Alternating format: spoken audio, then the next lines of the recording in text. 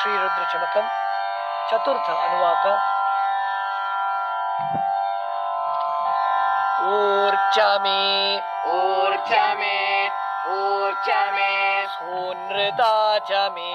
सोनृता च मे सोनृता च मे पयश्च मे पयश्च मे पयश्च मे रसश्च मे रसश्च मे रसश्च मे घृतं च मे घृतं च मे घृतं च मे मधु च मे मधु च मे मधु च मे सग्धिश्च मे सग्धिश्च मे सग्धिश्च मे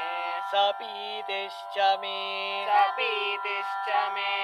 सपीतिश्च मे कृषिश्च मे कृषिश्च मे कृषिश्च मे वृष्टिश्च मे वृष्टिश्च मे वृष्टिश्च मे जैत्रं च औद्भिद्यं च मे जैत्रं च औद्भिद्यं च मे जैत्रं च औद्भिद्यं च मे रयिश्च मे रयिश्च मे रयिश्च मे रायश्च मे रायश्च मे रायश्च पुष्टं च मे पुष्टं च मे पुष्टं च मे पुष्टिश्च मे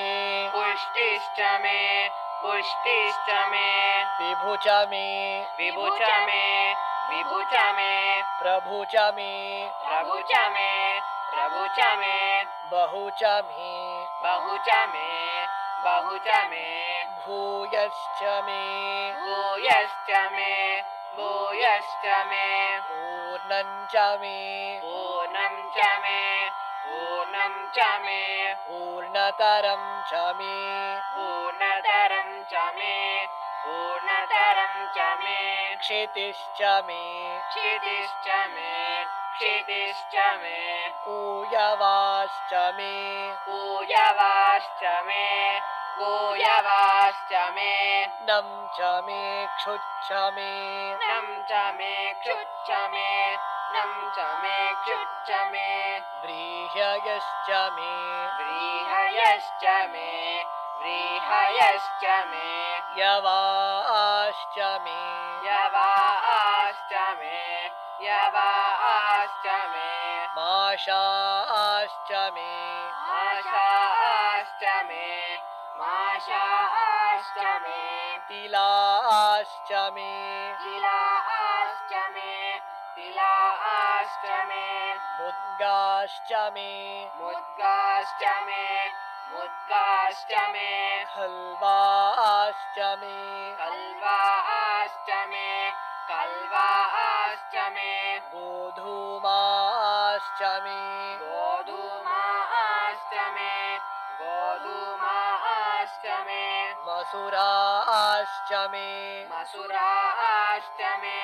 मसुराश्च मे प्रियङ्गवश्च मे प्रियङ्गवश्च मे प्रियङ्गवश्च मे नवश्च मे नवश्च मे नवश्च मे श्यामाकाश्च मे श्यामागाश्च मे